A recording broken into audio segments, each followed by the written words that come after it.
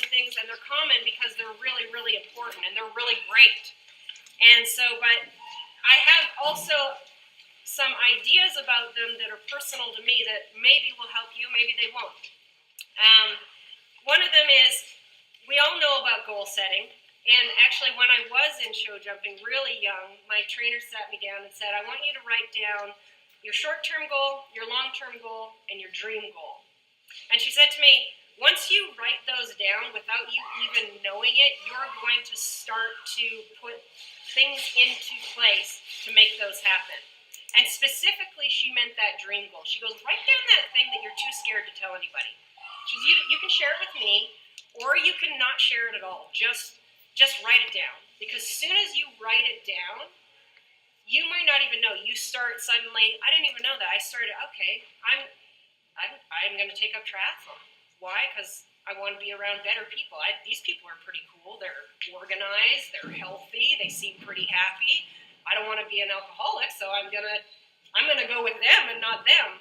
You know, as a dream goal. That's the outcome. Begin with the end in mind. That's what I wanted. So I wrote it down. This is my dream goal. This is the dream life I hope I have.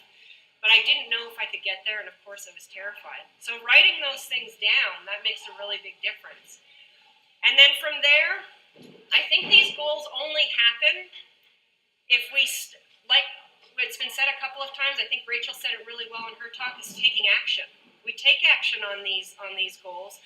And so that's great to say, and then we go out and we say, I'm going to take action, and then the fear sets in and we get stumped. And we say, what does taking action mean? Like, where do I start? And that's that whole jumping on a horse and running off in all different directions. How do we organize these thoughts? What do I do with them? And so I like to start with Monday. What am I going to do on Monday?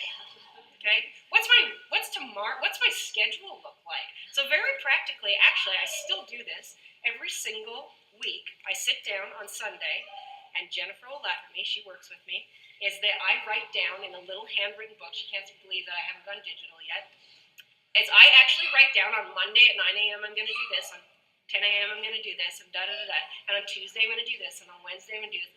And in my coaching, I share that. I'm very, very open. I share that with all of my athletes. So this is what my schedule looks like Monday through Sunday. So they know what to expect when. And I'm also accountable to them because they're all my leaders as well. I'm always asking them questions. I'm learning from them. And so I'm very open with them about, hey, I'm going to take action. These are my goals. This is how I want to live my life. I want you to live your life like this as well. I'm going to be asking of you to bring out the best in you. And so we're actually going to say, we're taking that action. How are we going to do that? What are you doing on Monday at 9 a.m.? Because often we get lost in the clutter and we get lost in the direction of how are we actually going to organize this? Or how do we even start all this? So just start with writing a schedule. What am I going to do on Monday?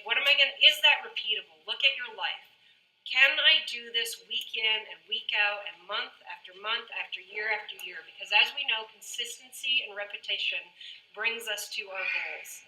And so if we set those goals, we've got that dream goal out there, we know what it's going to look like in the end, and now we say, I know I need to take action. I'm absolutely terrified of this. I don't know exactly what it's going to do. So just start with Monday.